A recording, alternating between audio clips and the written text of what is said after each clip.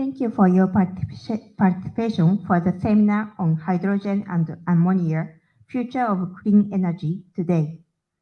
本日はセミナー水素、アンモニア、クリーンエネルギーの未来にご参加いただきまして誠にありがとうございます。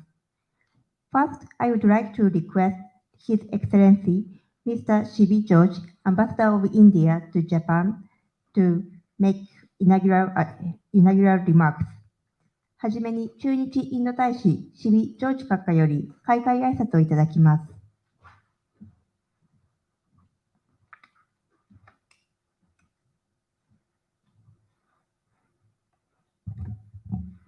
Good afternoon, everybody.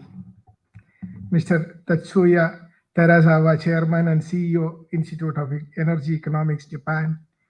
Mr. Shigeru Muraki, President, Clean Fuel Ammonia Association. Shri Ajay Yadav, Joint Secretary in the Ministry of New and Renewable Energy, Government of India. Representatives from Indian and Japanese industry. Distinguished guests, ladies and gentlemen, good afternoon. It is with immense pleasure that I welcome you all to our event today, Hydrogen and Ammonia, the Future of Clean Energy.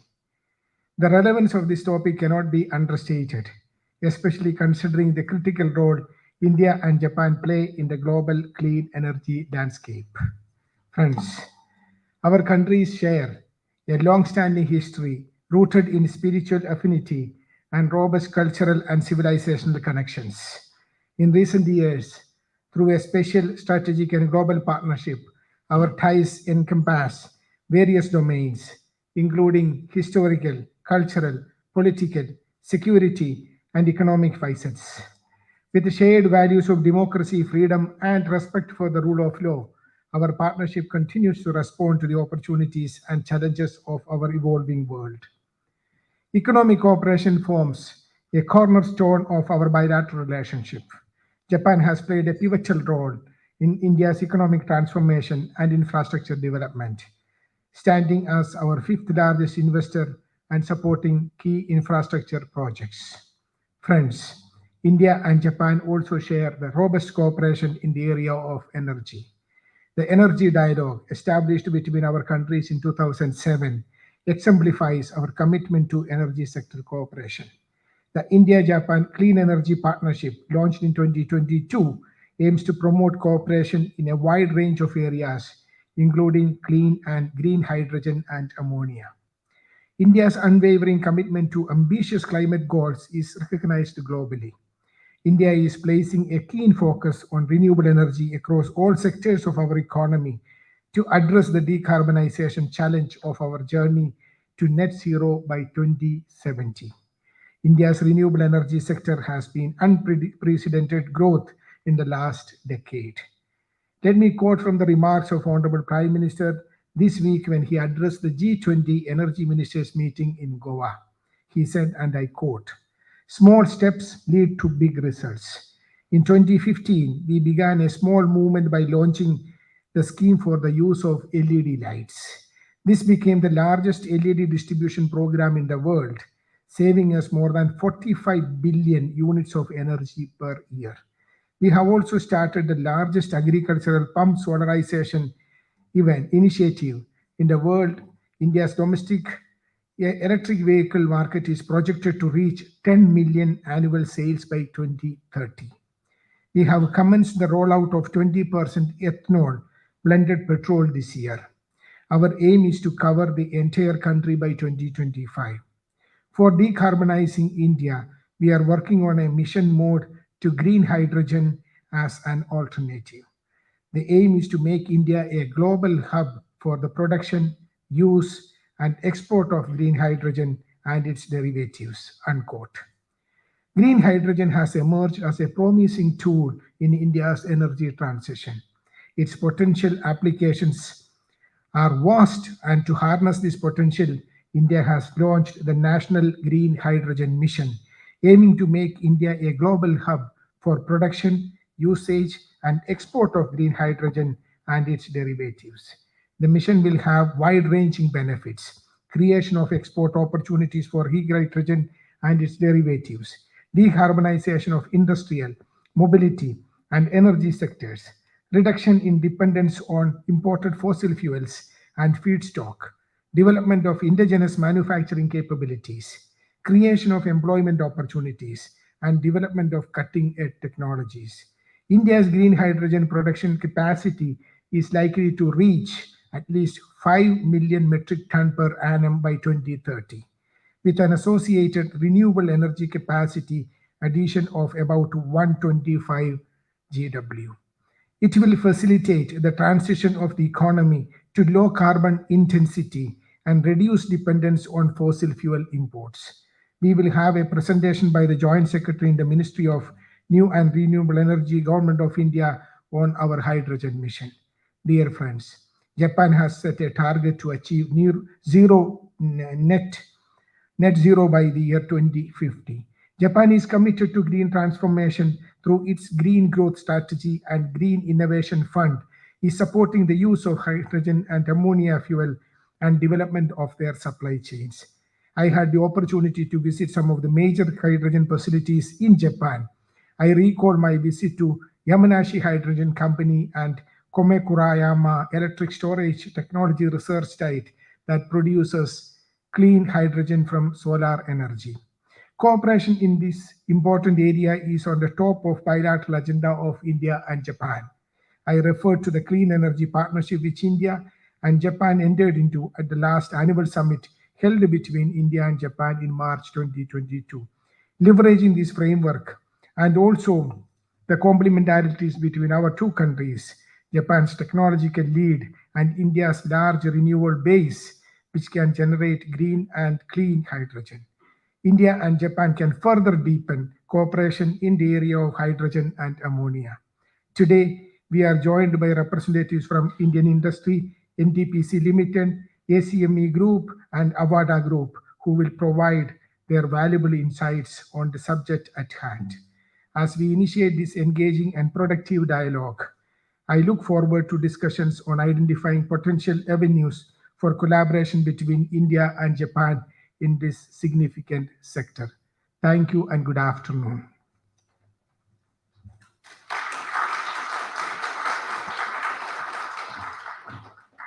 Thank you, sir, for your remarks. Next, I would like to request Mr. Ajay Yadav, Joint Secretary, Ministry of New and Renewable Energy, to give a presentation virtually. 続きまして、インド政府新再生可能エネルギー省次官補アジャイ・ヤーダブ様よりご講演いただきます。オンラインでのご登壇となりますので、スクリーンをご覧くださいませ。Mr. Tatsui Terazawa, Chairman and CEO, Institute of Energy Economics, Japan.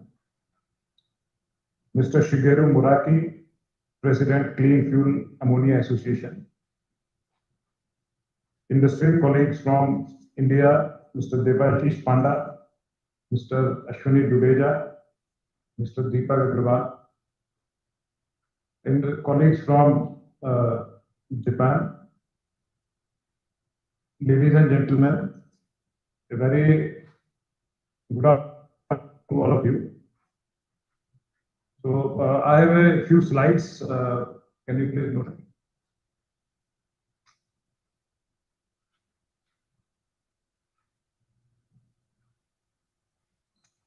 So is it visible, please?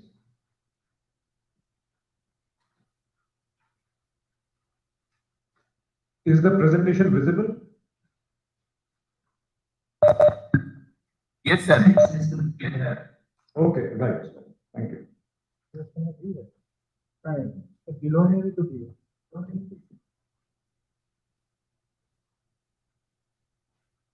Next.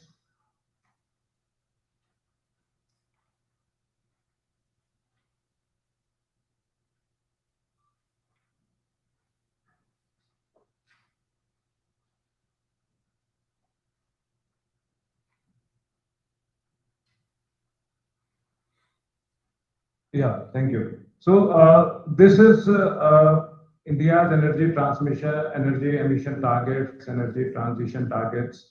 So by 2030, we expect to have a non-fossil capacity, installed capacity of 500 gigawatt, which presently is around 180 gigawatt. Our installed capacity from non-fossil fuels will be 50% of our total installed capacity. And the emission intensity of GDP will be reduced to 45% of below what was in 2005 levels. So by 2047, we target energy independence and net zero by 2070. So to give a perspective, during last decade, we have added around 100 gigawatt of RE capacity. It was 76 in 2013, and presently it is 176, 180 around. Then solar capacity has increased from 2.8 gigawatt to 70 gigawatts. So there's a quantum jump there. The wind capacity have doubled from 21 to 43 gigawatts. So there has been a significant process as far as our RE targets are concerned. Next, please. So India consumes around 6 million tons of hydrogen per annum, and most of it is in fertilizers and oil refining sector. So global consumption is around 100 million metric ton, and we expect that it will grow fivefold by year 2040. So the focus areas, as far as India is concerned, so we can use green hydrogen as a feedstock as well as an energy carrier. So our targets are to replace gray hydrogen with green hydrogen, clean hydrogen in fertilizers, in oil refining, in iron and steel, and in bulk industry. Further, as an energy carrier, we can use it in long-haul mobility, in shipping, aviation. We can blend it with natural gas, and it can also be used as an energy storage. So in January this year, the government of India launched National Green Hydrogen Mission with an outlay of around $2.4 billion US dollars. So there are various mission components. The major one is targeting towards incentivizing manufacturing of electrolyzers and production of green hydrogen. So this is the SITE program, the Strategic Intervention for Green Hydrogen Transition. Then there are pilot projects for use of hydrogen in steel, in shipping, mobility, in heavy-duty mobility. Then R&D projects will support under the mission. And there are components like testing, standards, regulations, codes, and use cases of green hydrogen and in, for example, as storage and development of hydrogen hubs, etc. Next, please. So the expected deliverables of the mission by 2030 are that we'll have around 5 million metric tons of green hydrogen production annually. So for this, we will be needing 60 to 100 gigawatt of electrolyzer capacity and 125 gigawatt of renewable energy capacity and the transmission networks. We hope to avoid 50 million metric tons of CO2 emissions. It will lead to creation of around 600,000 jobs, and the total estimated investment will be around $100 billion. So there are various key enablers to this mission. The resources, obviously, first one is energy, renewable energy, that is around 60 to 65% of the cost of the green hydrogen. And our renewable energy costs are one of the lowest in the world. Presently, it's around 2.5 rupees per unit of solar and around 3 rupees per unit of wind power. So we are comparatively one of the lowest going around. Then we are focusing on R&D. We are focused on simplifying the procedures, the taxation issues, the single window clearances. Then again, we are developing hydrogen hubs in different states. So port infrastructure, pipelines, transportation, that's also a focus area. On regulations and standards, we will be setting up some testing facilities and standards, codes, and certification procedure. So this has all been taken up, and in fact, we have identified around 300 standards, and these are in process of notification by the different agencies. then it need a lot of new skill set and reskilling of the workforce that's already engaged in fossil fuels. So that is also one of the components of the mission. So there are two major centers here, demand creation and incentivizing of supply. So as I said, our target is 5 million metric tons per annum capacity by 2030. So there is a domestic demand in fertilizer sector, in oil refining sector, and in the steel sector. But there is a very significant demand from the export market. So there are various countries, geographies around the world which have announced they want to import green hydrogen and its derivatives. So we are looking to try to take this opportunity. And for incentivizing supply, so we have very recently, around a fortnight back, we have come out with two schemes which will incentivize manufacturing of electrolyzers and production of green hydrogen. So these schemes are already, we have invited bids. So this is one area of cooperation where I foresee Indian and Japanese companies, they can come together and they can set up the facilities here for electrolyzers and for hydrogen. So we had a working group on regulations, codes, and standards. So it focused on production and use of hydrogen, storage, transportation, and then mobility applications. So it has representatives from the industry, from various government departments. So this group has made recommendations on various standards that have to be notified for hydrogen. So, and the process has already started. Many of the standards have already been notified by BIS, Bureau of Indian Standards, and the oil company, oil authority, PNGRB. Next. So as far as R&D is concerned, so one of the major costs, as I said, was on the use of renewable energy, and second cost element is electrolyzers. So how to increase the efficiency of electrolyzers and to reduce the cost of electrolyzers. So this is one area of focus as far as R&D efforts are concerned. Then storage and transportation of hydrogen, advanced materials. We're also targeting hydrogen from biomass. We have a lot of biomass available in the country. Then membranes, fuel cells, green steel, and seawater electrolysis. So these are some of the key areas where our R&D efforts are focused on.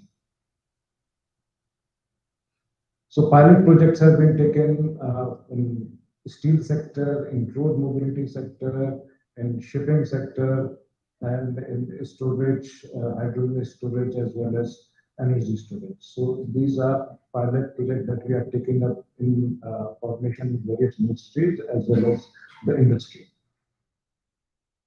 Next, please. So the mission was launched in January. So a number of steps have been taken. There's a lot of progress from the time. And in fact, for renewable energy, what we have done is that we have waived off the ISTS charges. So this will lead to some reduction in cost of renewable energy, and we have provided the green open access schemes. So here, anyone can apply for renewable energy, and the costs are also the lowest. So international cooperation, these are some of the facets where we can work together, how to reduce the cost and demand again.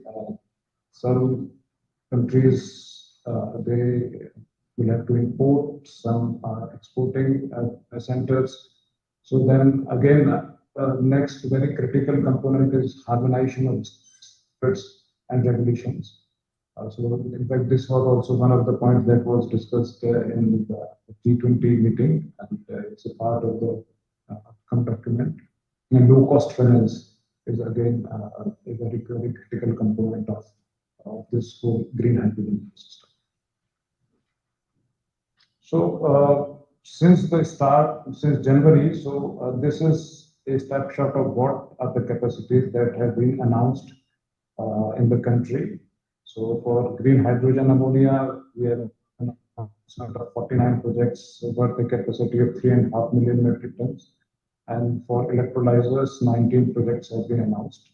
Our target, our requirement is around 60 to 100 gigawatt of electrolyzers for achievement of 5 million metric ton at the time. Next, please. So there's a lot of scope as far as our bilateral relations are concerned. So Japan has already come out with its own trajectory of use of hydrogen by 3 million metric ton by 2030, 12 million metric ton by 2040, and 20 million metric ton by 2050. And then there are plans to co-firing of ammonia and coal turbines. So we have also received we are in process of having a joint crediting mechanism under Article 6.2 of the Paris Agreement, where we can leverage the ITMOs for trade of hydrogen and ammonia. And so under this project, there can be cooperation of take agreement in technology transfer, capacity building, and finance. So this is already this is under process, and our Ministry of Environment, Forest and Climate Change is coordinating this mission. So this is how ITMOs under Article 6.2 they will work. So the ITMOs will be transferred from one party to another, and these ITMOs can be considered as a part of their how to in the calculated in reducing the and in achieving the NDCs of the respective countries. So there is no double counting here. So whatever the ITMOs are for India, they will be counted as Indian NDCs, and whatever ITMOs are transferred, they will be counted for achievement of NDCs and climate reduction targets in Japan. Next. This is again how it will work. So we can have plants here, and the credits they can be transferred to Japan under Article 6 of the Paris Agreement, and it's a basically win-win situation for both the nations. It will lead to reduction of significant amount of greenhouse gas reductions in the country, and there is no double counting as far as the emission reductions are concerned. Next.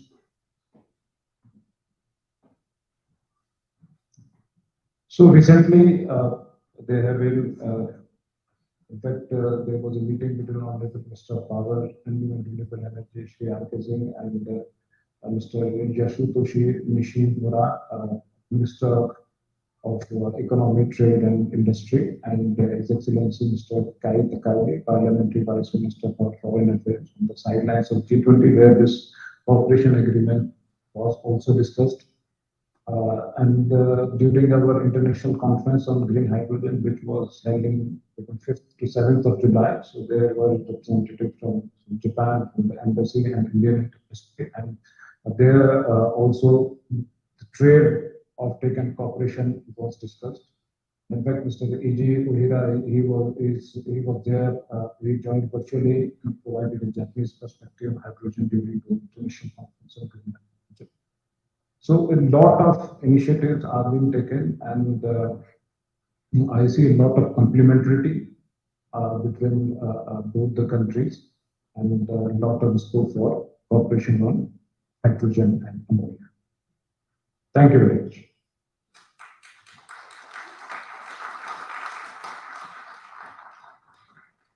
Thank you, sir, for the presentation. 続きまして、一般社団法人クリーン燃料アンモニア協会会長村木茂様よりご講演いただきます。Next, I would like to request Mr. Shigeru Muraki, President, Clean Fuel Ammonia Association, to give a presentation. 村木様、よろしくお願いいたします。Your Excellency, Ambassador C.B. Josh, and ladies and gentlemen, thank you very much for inviting me to this very important event to discuss the future of clean energy. I'll explain the update of clean fuel ammonia supply chain development. I understand that India has a high potentiality to develop the green hydrogen and green ammonia and export to Japan and also Asian market. And also, India has a high interest on using ammonia to reduce the carbon dioxide emissions in your country. For instance, using ammonia into the coal-fired power plant. Next, please.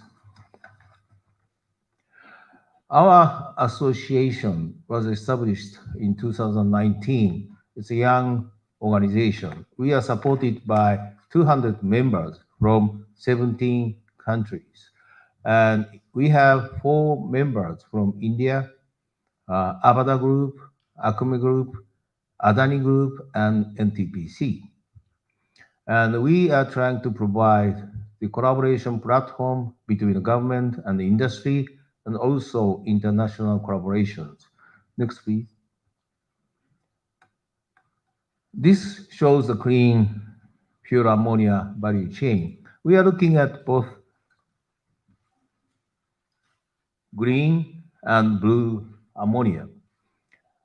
And IEA in 2019, in their report, they clearly indicated that ammonia, among the hydrogen energy carriers, ammonia is the cheapest mechanism to transport the hydrogen by ocean vessels for long distance.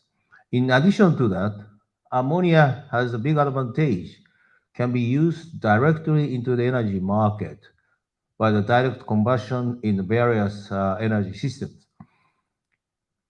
Japan has been developing those technologies.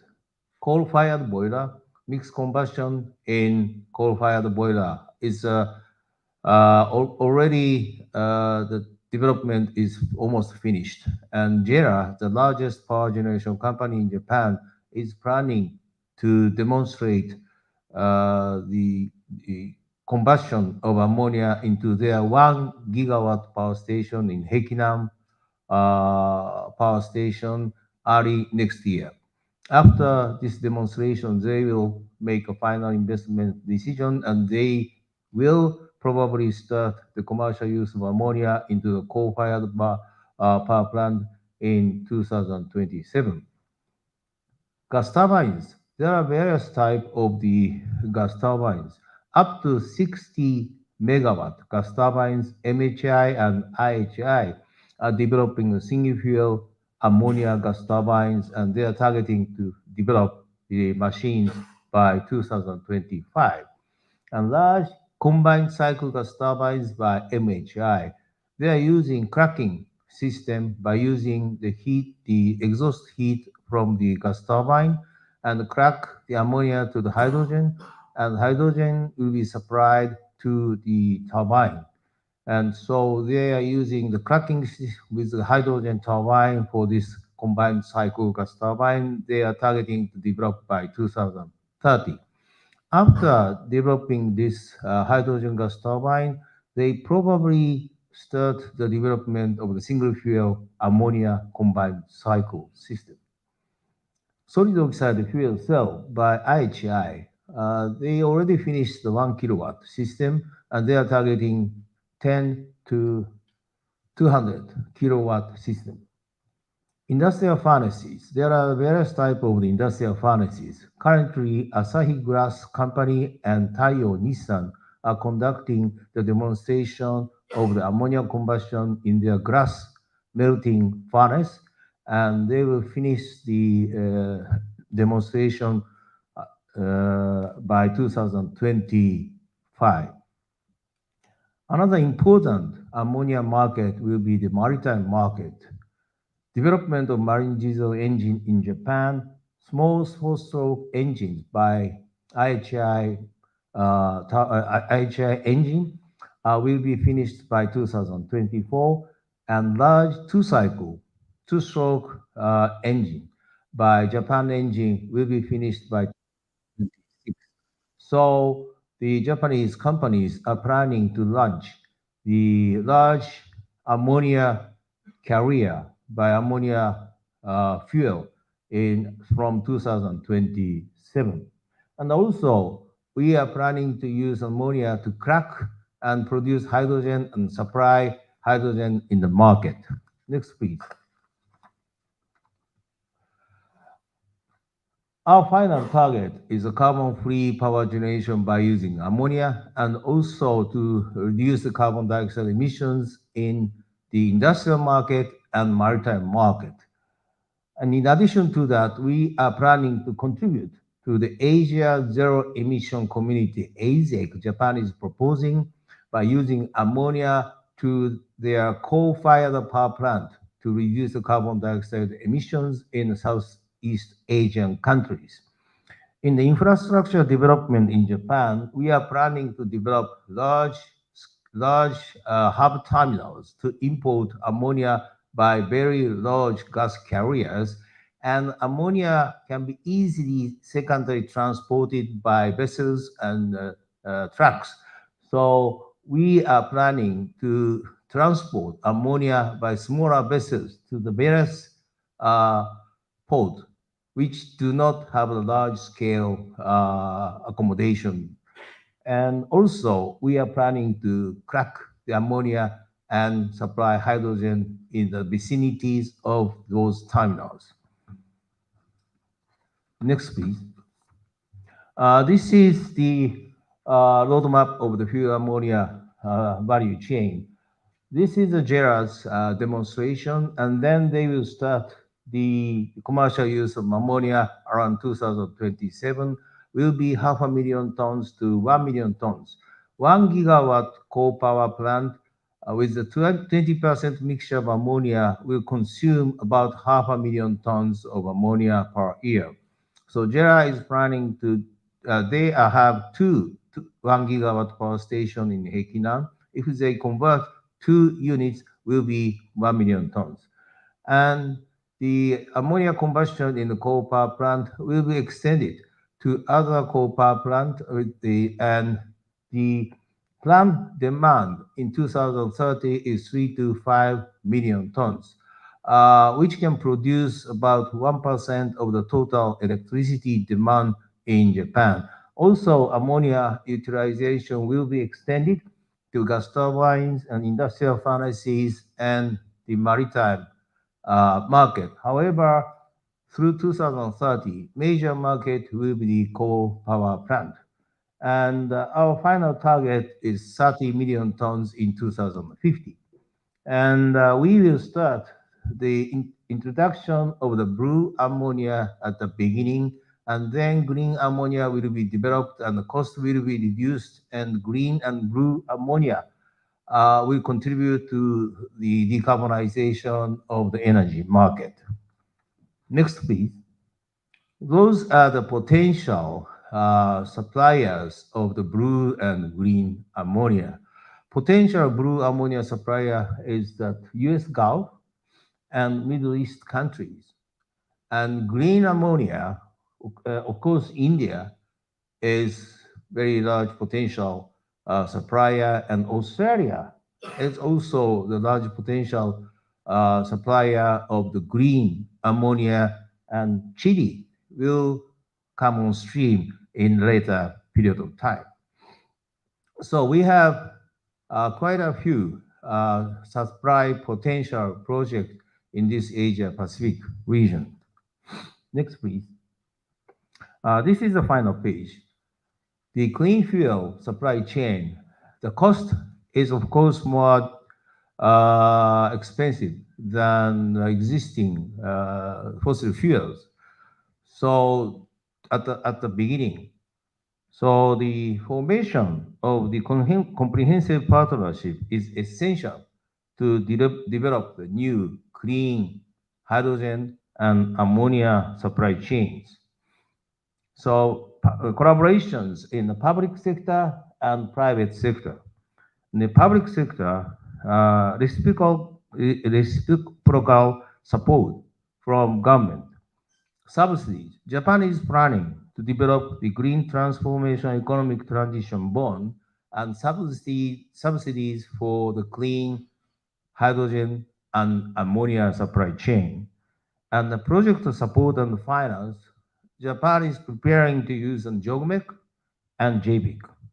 And of course, we need the collaborations in the private sector, partnership in supply chain technologies, fuel ammonia utilization, ammonia combustion technologies, for instance, and logistics, transportations and terminals, ammonia-fueled ammonia carriers, and also standard and regulations are the other area of the collaborations between the government and private industries to develop the clean fuel ammonia supply chain and hydrogen supply chain. That concludes my presentation. Last two pages, next two pages shows the member list of our association. Thank you for your attention.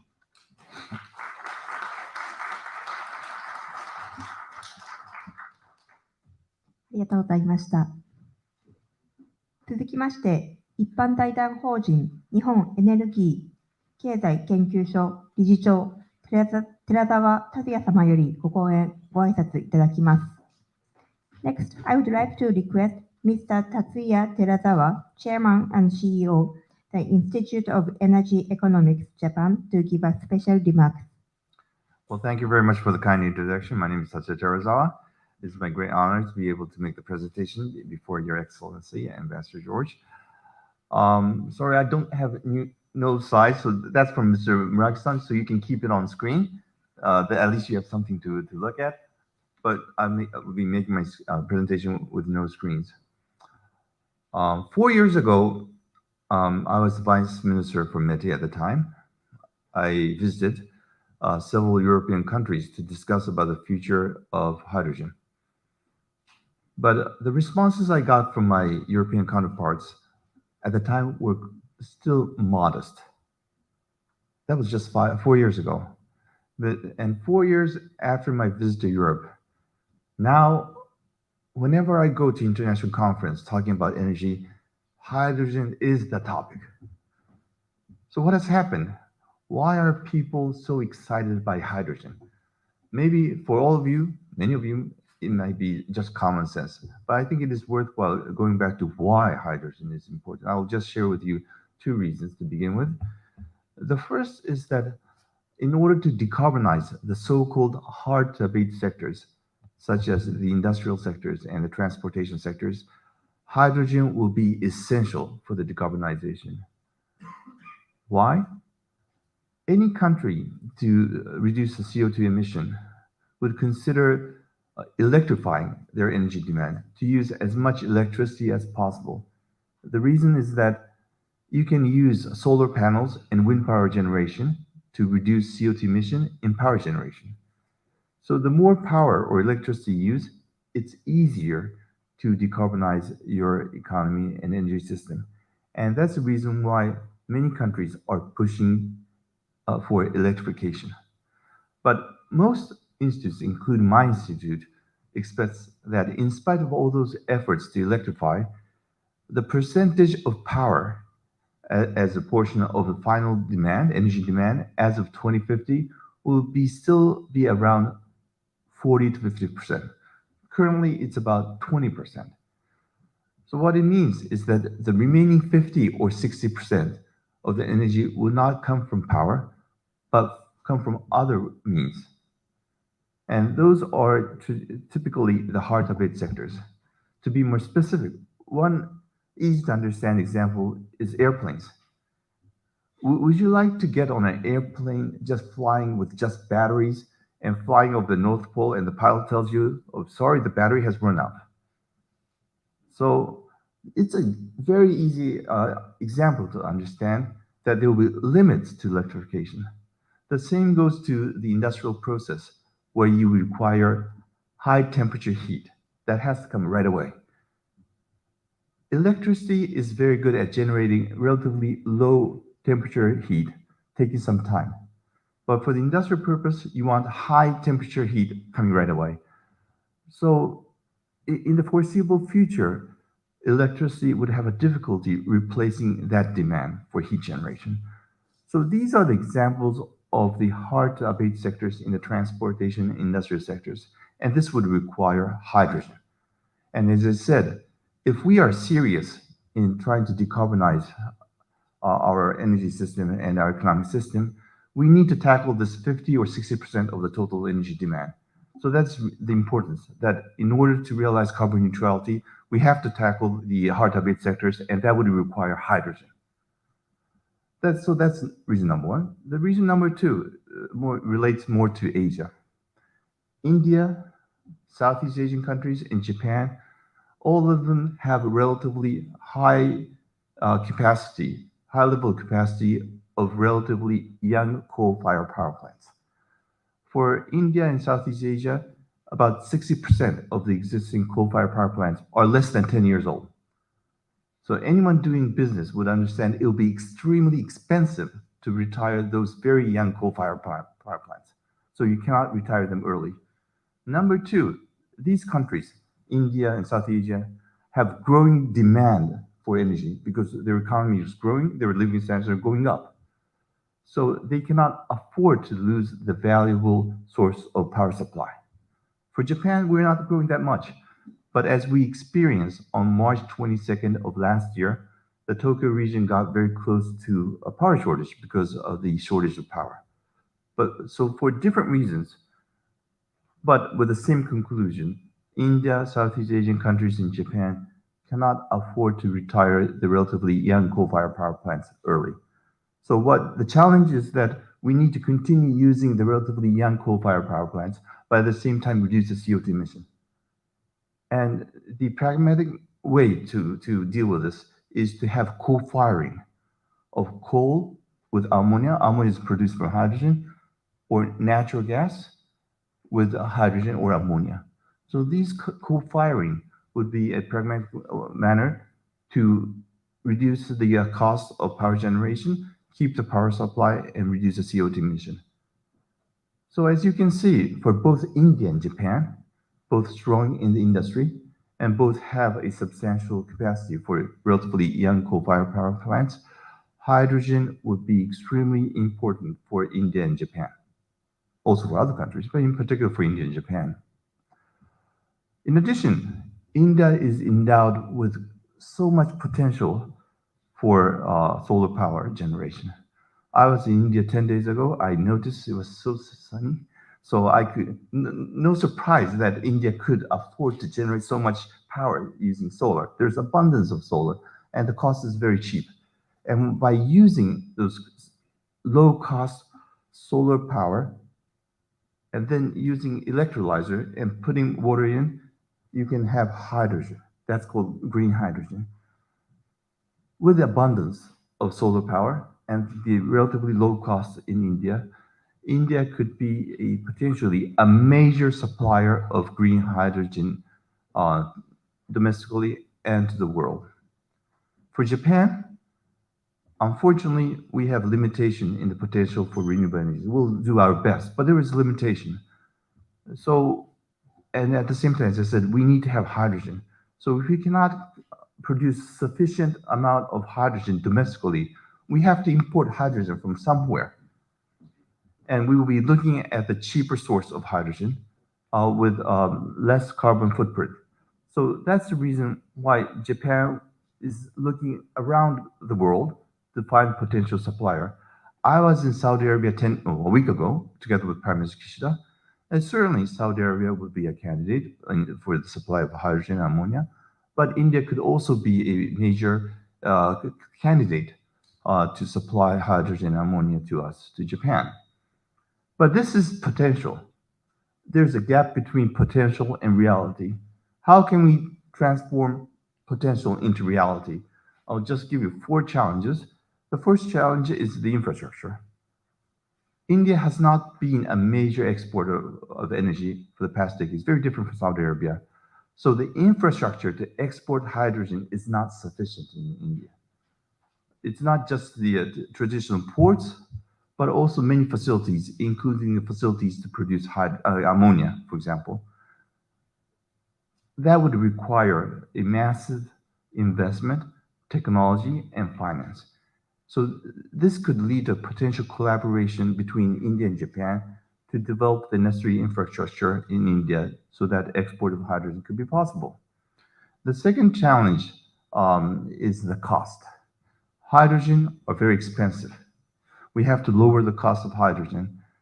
And even though you have the cheapest cost for solar power generation, the cost of electrolyzers are so expensive today.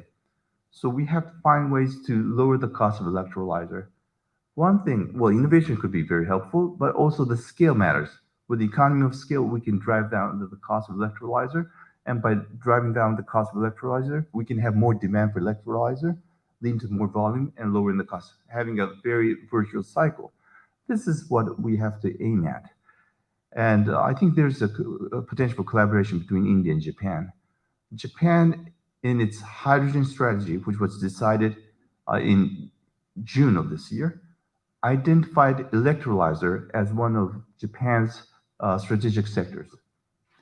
So theoretically, Japanese companies can be a major supplier of electrolyzer for the Indian green hydrogen and realize the scale to drive down the cost.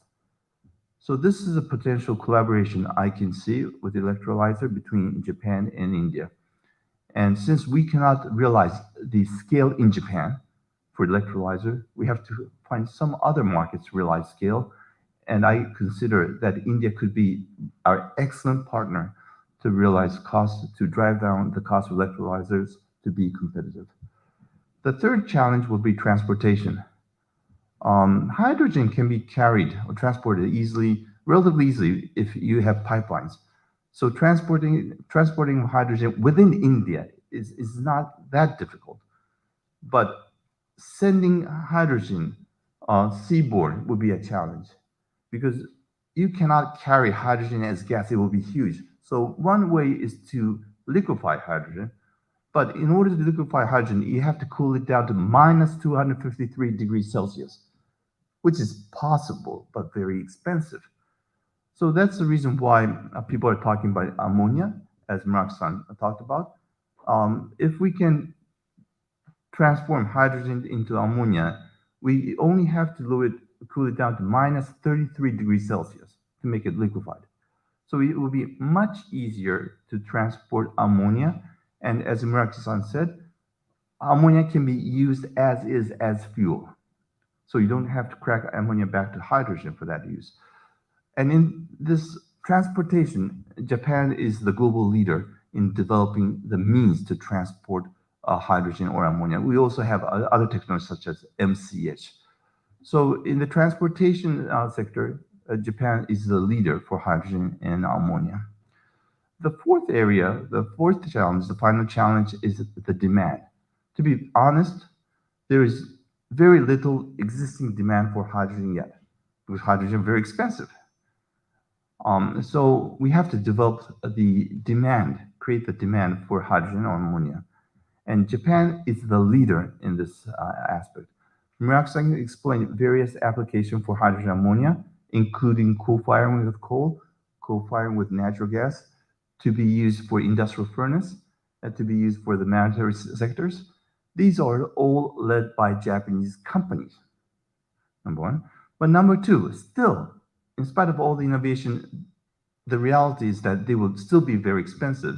And that's the reason that the Japanese government is now considering, as a part of the GX, Green Transformation Roadmap, to introduce a framework to offset the cost differentials between hydrogen, ammonia, and the conventional energies. This, together, the development of usage by the Japanese industries, together with the Japanese government's introduction of this framework, would ensure that Japan would probably be the first substantial market for hydrogen and ammonia. And that is the reason why, if India looks toward the potential export of hydrogen and ammonia, I would have to say that Japan would probably the most likely target to export the Indian produced hydrogen and ammonia. But I would have to say two things. The price differential system framework would have to decide which project to support. It would have to be cheap. It would have to have low carbon footprint. But since this will be backed by taxpayer monies, Japanese taxpayer monies, the project would have to have a substantial Japanese technology components to it.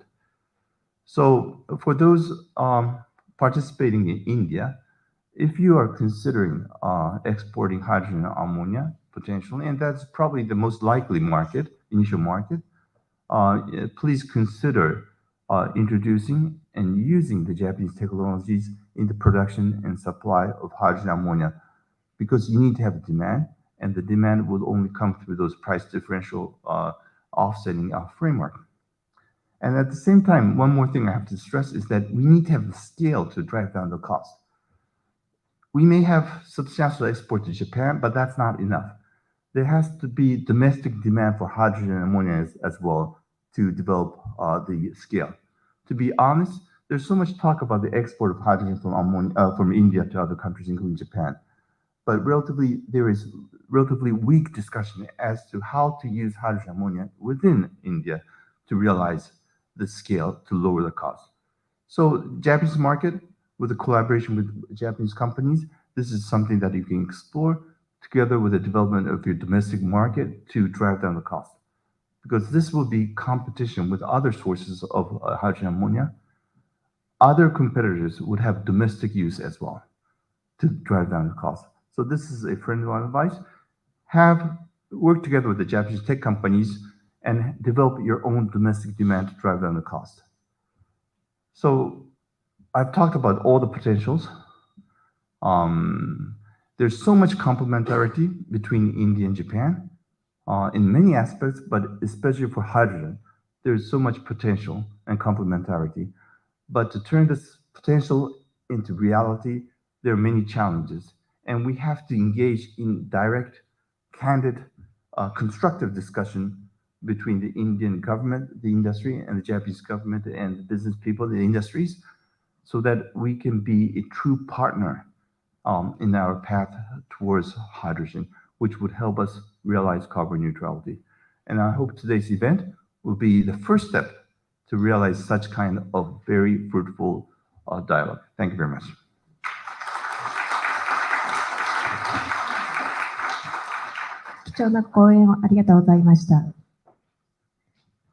Next, I would like to request Mr.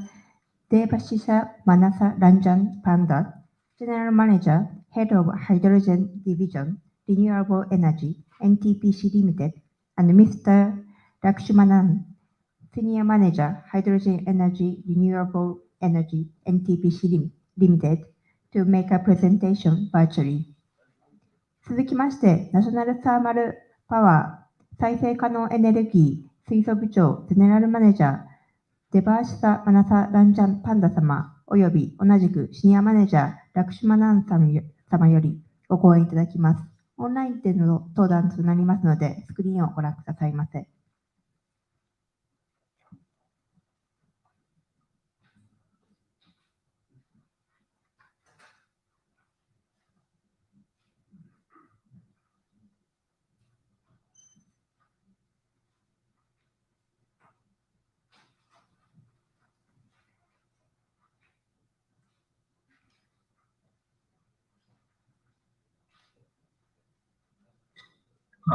Good afternoon.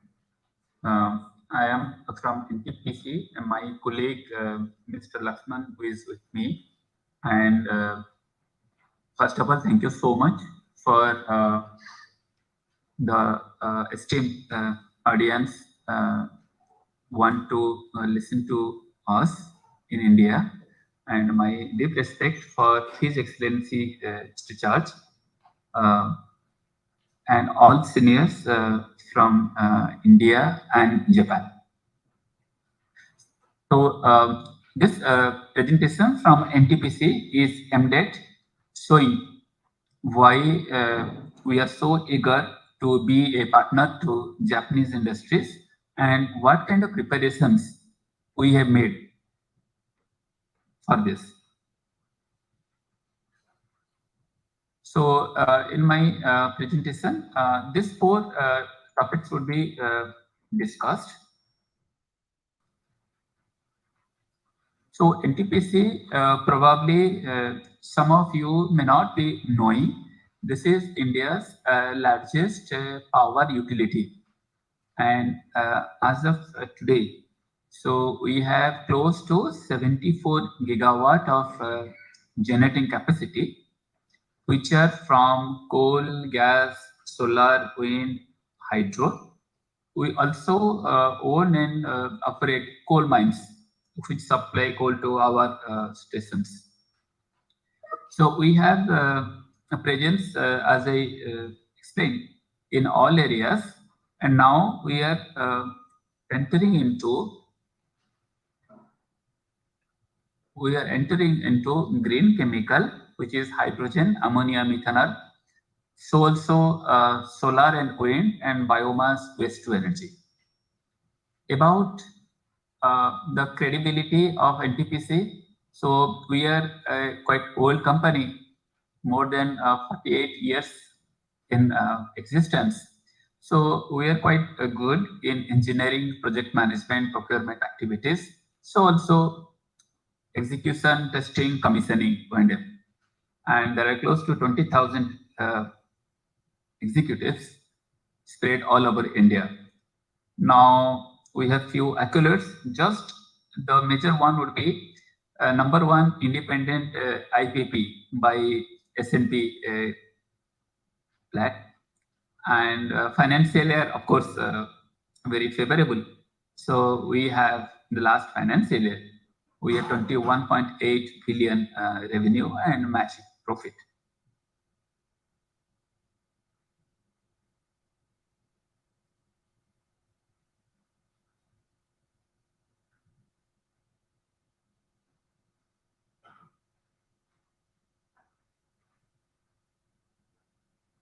So right now we have, like I explained, this is the capacity. So the percentage of the renewable is right now as a commission capacity is less, but we plan to make it close to 60 gigawatt in another 10 years time. And out of this 60 gigawatt in 10 years time, a sizable part has been earmarked for hydrogen, ammonia, and methanol. So this pie chart says, shows how this is distributed. So currently, few pilots have been undertaken by NTPC for green hydrogen.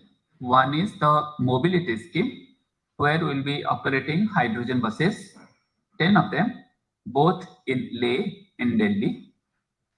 We also have commissioned a hydrogen blended PNG network, where we blend up to 5% of green hydrogen, and in a week's time, we plan to take it up to 10%, and the regulatory approval is in process. We also have commissioned a carbon capture system in one of the existing coal-fired stations, which would be used for making green methanol. So carbon capture is already commissioned. Now we are synchronizing the hydrogen part so that the green methanol is made in another 8 to 10 months time.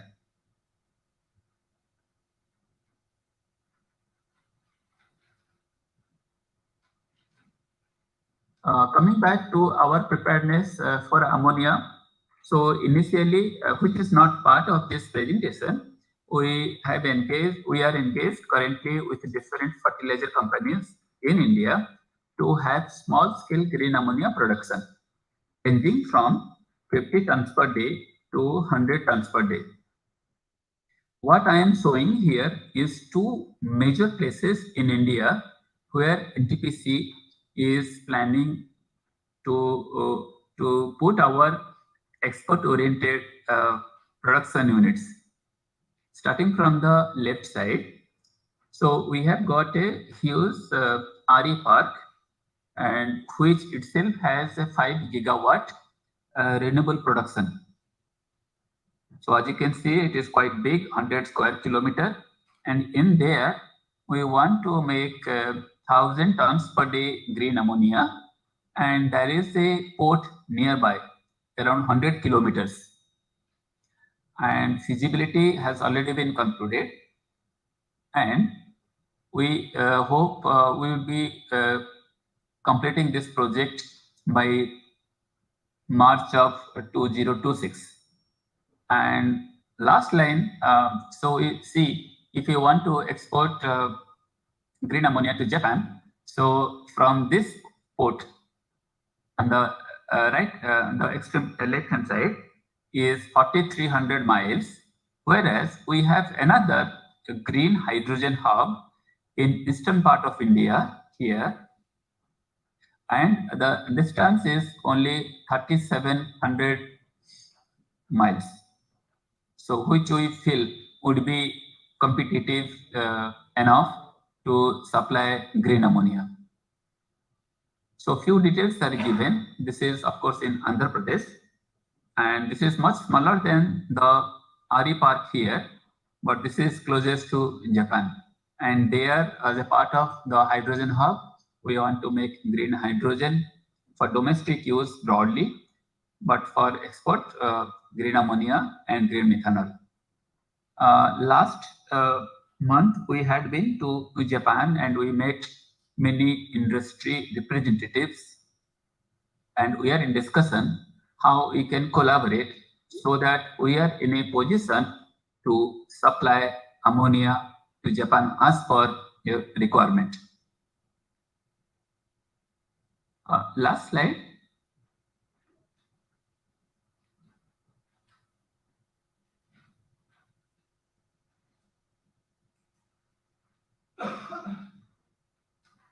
So what we want during our discussion, during our visit to Japan, so how we can exchange our commitments, targets, plan, both from India and Japan, so that we know precisely the requirements. And we also want the third bullet point, that NTPC be enlisted so that we can export our green chemicals. And we're also exploring a long-term demand and supply. And not only we compete with others, we want there has to be a collaborative effort so that this collaboration or these arrangements become stronger. And we are confident that the coordination from both Ministry of External Affairs and all embassies are very productive, supportive for this. So I stop here, and we feel that with our preparedness, we'll be able to solve the energy requirement of Japan, mostly through green ammonia. And we are quite prepared. Thank you.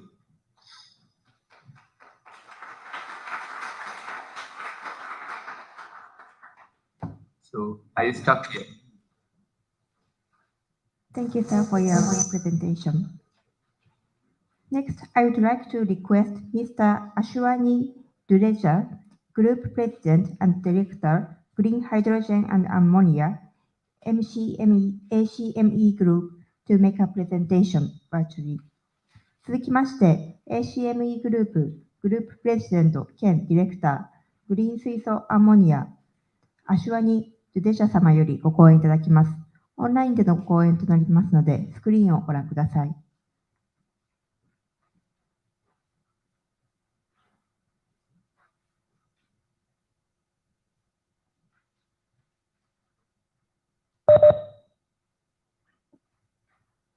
Yeah, I'm over. True.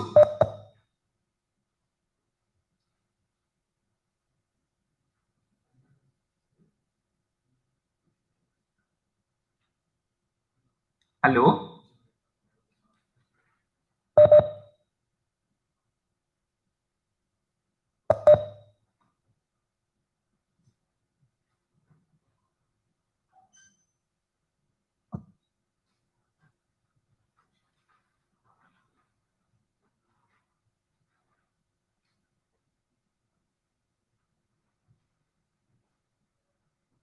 Good evening, everyone. I hope I am audible and the presentation is visible. Yes. Great. So first of all, I would like to compliment the Indian High Commission in Tokyo for taking this initiative of bringing together the industries from both the sides and also including the government bodies to arrange this kind of interactive session where both the sides can talk to each other about the ways in which we can collaborate and promote the usage of hydrogen and ammonia. Now, a lot has already been covered, so I'll not repeat all of that, but I would just like to mention that my presentation is focused more towards uh, the perspective from a developer point of view. So we are a project developer. We are developing several green hydrogen and ammonia projects globally, uh, and hence, I'll cover it more from that perspective, the challenges associated with developing such projects. But before I go there, a very quick introduction about our company. We are a renewable power company based headquartered in India. Uh, and we have a portfolio of close to 5 gigawatt, which is under operations or under construction in India, and another 5 gigawatt, which is going to come up in Oman, which is our first green, large-scale green ammonia project. Uh, we have offices across the country, across the world. So I am sitting here in Dubai, which is our headquarters for international business. I have my colleague Kono-san, who is also sitting in the embassy in person. So if there are any questions which I may not be able to cover in my presentation, you can please talk to Kono-san, who is in the embassy, and can help you answer those questions. So as a company, we have a history of disruption. Back in 2003, when we started, so it's not a very old company; it's just 2 decades old organization. We started with manufacturing power interface units for the telecom sector, which were developed and patented by our founder chairman, Mr. Manoj. And that helped in significant reduction in telecom cost in the country, where the cost of mobile telephony came down from 20 cents to nearly 7 cents. That was back in 2003 to 2005. In 2010, we started building PV-based solar power plants and achieved the lowest possible tariff, which is still a record in India, of 2.44 rupees per kilowatt hour, which is roughly 3 cents in today's terms.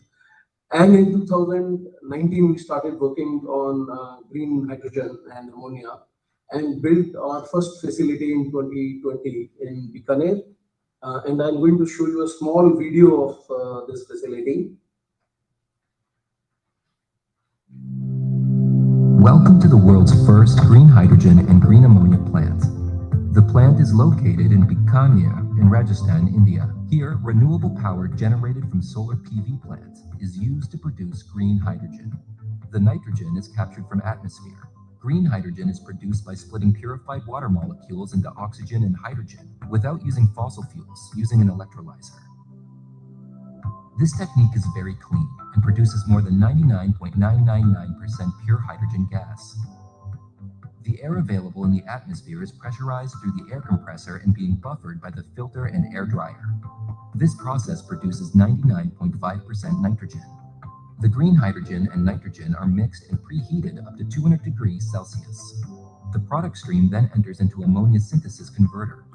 Then it's further heated to 360 degrees Celsius. The final product is ammonia. The produced liquid green ammonia is stored in the pressurized vessel, which can be transported to anywhere in the world. By using world-class technology, the process is 100% emissionless. Acme, leading through innovation. So this is the Welcome to the world's first green hydrogen and green ammonia. This is the project which was commissioned in 2020 and now is in operation for last 18 months in continuation. We are producing about 5 tons per day of green ammonia from this facility. And this has given us a lot of learning in terms of how to operate a green ammonia facility in various environmental conditions. And that learning is all being used to develop our first project, large-scale project in Oman, which is a 1.2 million tons plant to be developed in phases. There are certain firsts to us. First of all, the Bikaner plant itself is apparently the first integrated green ammonia plant in the world. But even in terms of Oman, we were the first ones to have signed a non-related offtake term sheet for our phase 1 of 0.1 million tons with a company called Gyara, which is world's largest fertilizer company. So our project is now in Oman is under construction. The phase 1 is already construction is underway. These are the another first was that we were awarded pre-certified by TUV Rhineland as being the first green hydrogen and ammonia facility meeting all the RED II requirements under EU laws. And I'm also pleased to share that just last week we did the financial closure for our phase 1 of Oman. And these are some of the pictures, as you can see from the side. So this is not the only project. We have a couple of projects which are following very fast after the Oman phase 1 project. There's a project that we are developing in Odisha and then in Tamil Nadu. Both of them are on the east coast and can cater to the Japanese markets and be more competitive by about $15 to $20 because of the lower distance. Both of these projects are in very, very advanced stages, and in terms of the scheduling, are going to follow or maybe follow very closely the full phase 2 of Oman. We have a project which we are developing in United States. Just a few weeks ago, we signed the land agreement in one of the ports in Texas. And this project is not for export, but for the domestic market within USA. And then we have a project in Egypt. Overall, we aim to become 10 million tons of ammonia portfolio or its equivalent hydrogen by 2032.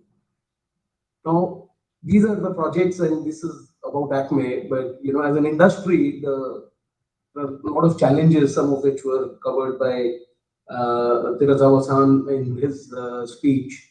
So I'm not going to repeat some of those, but from a developer's perspective, the biggest challenge really is in terms of getting a firm offtake commitment on a long-term basis, which will make the project bankable. And there are certain other challenges as well, in terms of not having any benchmarks for such long-term ammonia contracts.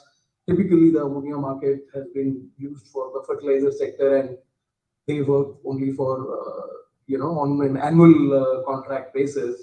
There is hardly any liquidity, which makes it even more difficult to benchmark the ammonia prices and link it to any formula.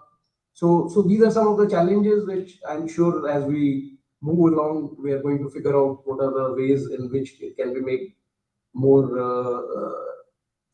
feasible, both from the project development point of view, but also from the end user point of view.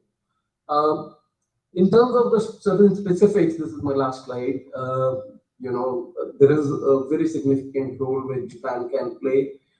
Japan has been a pioneer in LNG industry. The global LNG industry actually owes it to Japan because Japanese customers were the first one to start making long-term commitments, which anchored a number of LNG production facilities across the world, particularly in Middle East.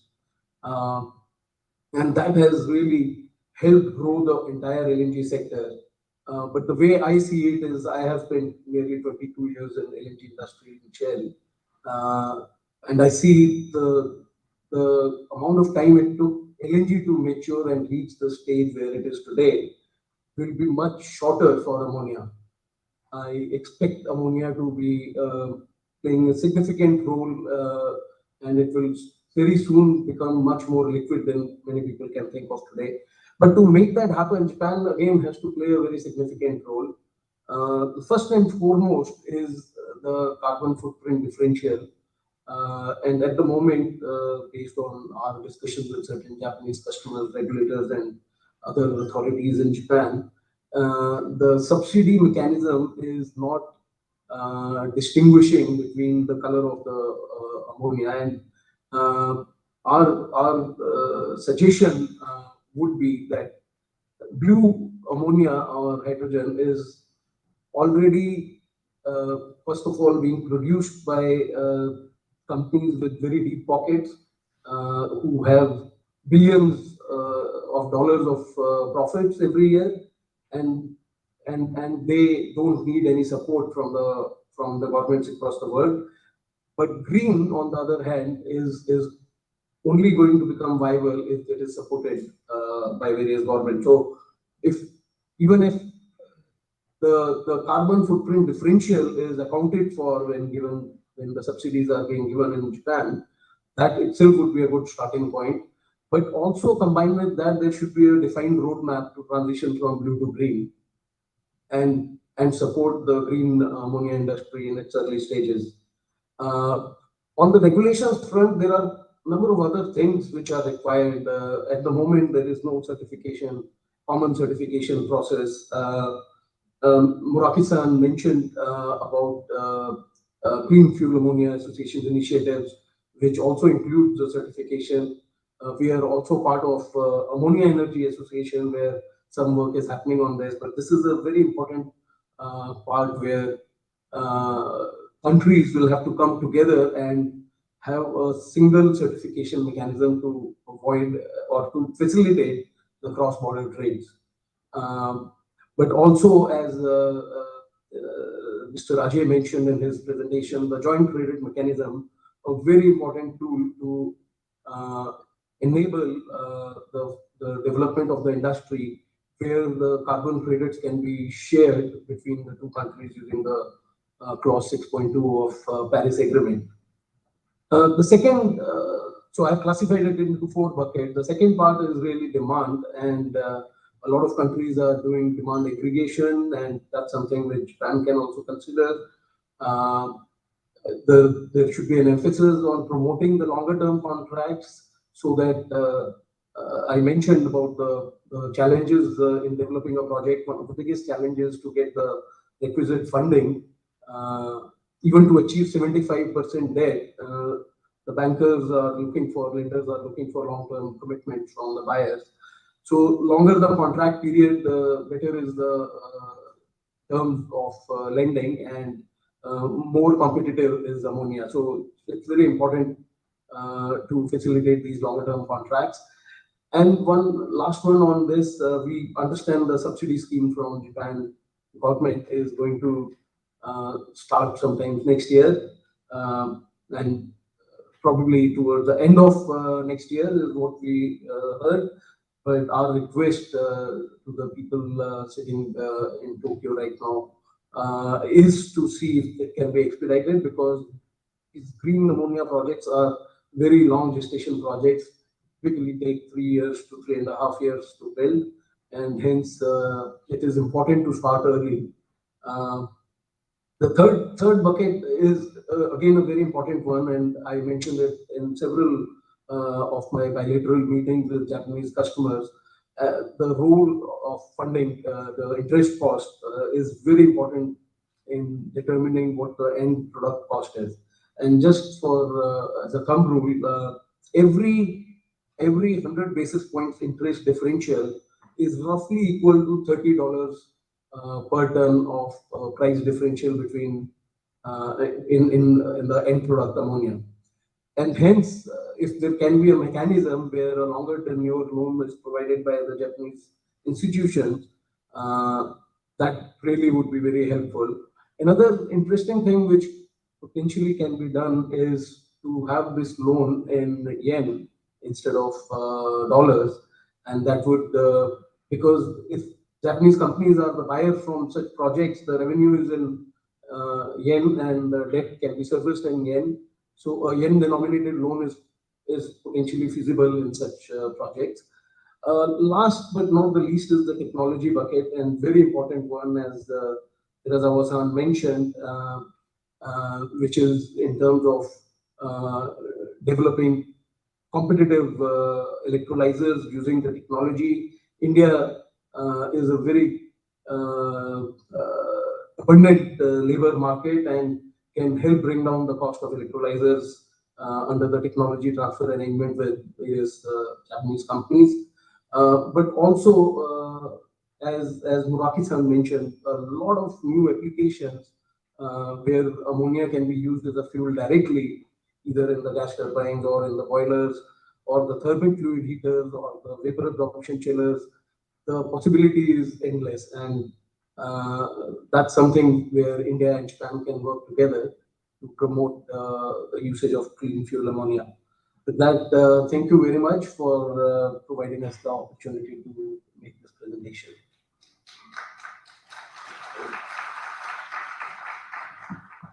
Thank you, sir, for the presentation.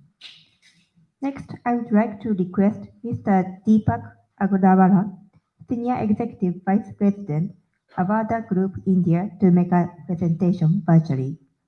続きまして、インドアワーダグループシニアエグゼクティブバイスプレジデントディーパク・アグラワラ様よりご講演いただきます。オンラインでのご登壇となりますので、スクリーンをご覧ください。Thank you. Can you hear me?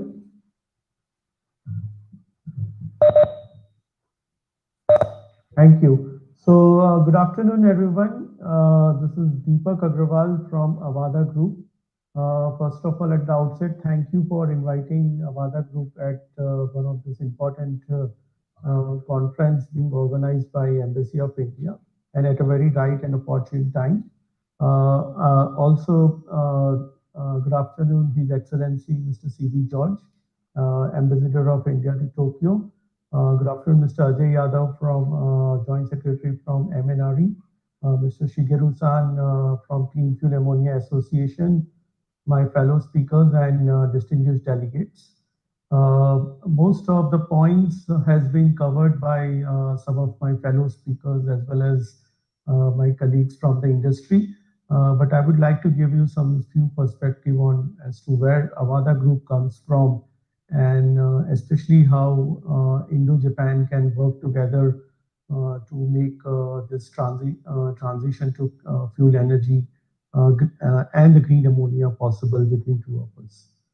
So, as some of you are aware, and we had a chance to meet many of our colleagues in Japan in our multiple trips in recent months. Avada Group is a cell-to-molecule company going through a full transition, right from manufacturing, which is our backward integration into panels and electrolyzers, through our deepening the current renewable energy business, and also venturing into the fuel and feedstock business, essentially starting with green hydrogen and green ammonia as our initial project, but subsequently will venture into green methanol and sustainable aviation fuel. We are also deepening our presence in renewable energy, wherein currently we have a 4 gigawatt operational, primarily solar, but we are getting into wind capacities as well as pump storage hydro, which is essential for the long-term sustained supply of green power to fuel our green hydrogen and green ammonia business. We are happy to share that we are backed by two global large investors, one at a strategic level, which is PTT Group of Thailand, which I'm sure many of my colleagues in Japan are very well aware of. PTT Group, which is a very large Fortune 500 company. And recently, we also inducted Brookfield as our partner, primarily to fuel our green ammonia and green hydrogen business. So we announced a total equity commitment of $1.3 billion recently. So this will take care of the entire equity infusion that we did to fuel and set up our integrated project compassing both renewable energy as well as green hydrogen and green ammonia blocks. Within renewable energy, just to give you an idea as to what are the core expertise of Avada Group. So we essentially tend to take all the activities that are required to make the project a reality, which is right starting from project development involving land acquisition, permits, approvals, all the way to in-house design, engineering, and procurement and construction. This is one of the key elements to ensure that all our projects get completed and on time and well on budgets. And also we have full control on the way the projects get designed and developed in-house. We also have full expertise to develop the evacuation infrastructure that is needed for connecting the project to the grid right up to 400 kV level. And also we manage the entire assets once it's operational through in-house O&M team, both at the central corporate headquarters level as well as individual project sites level.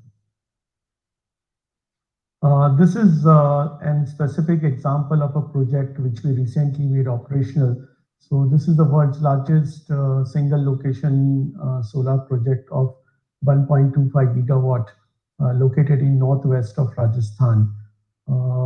These highlights of this project, it is almost 3 million solar modules spread over 5,000 acres of land, and also has a dedicated grid substation to it of 400 kV, also done and designed in-house by Avada. So the idea of presenting this slide is basically to give you a idea of size and scale that we are talking of in India, because as we are now setting up our first hydrogen project of 0.5 million ton output as green ammonia, here we are talking of nearly 2.5 gigawatt of renewable energy block that we intend to set up at different parts of the country and use the ISTS transmission network to supply round-the-clock renewable energy to our plant through a combination of our renewable energy as well as energy banking, which is allowed as per the Government of India policy for such projects. Specifically between India and Japan, we think we can take reference to Article 6, specifically Article 6.2 and 6.4, which has also been mentioned by some of my fellow speakers, that the idea is to so that the country can achieve its NDC through the transfer of ITMO obligations between the two countries. And also Article 6.4, wherein the companies can come together along with the government and get benefit through these ITMOs in terms of individual investments as well as offtake agreements. This is an example as to how the JCM mechanism can be put into place once both the countries sign the agreement. I believe the discussions are already happening at various forums at G2G level to get this expedited. So here in the India and the Japanese firm actually can form a joint venture wherein Avada can actually become a firm supplier of green ammonia to meet the ambitions of Japanese companies. And we also understand that METI is working on different models, especially for contract for difference, which has been recently announced at 115 trillion yen in as recent as June 2020. This another schematic of how do we see the business model can be implemented.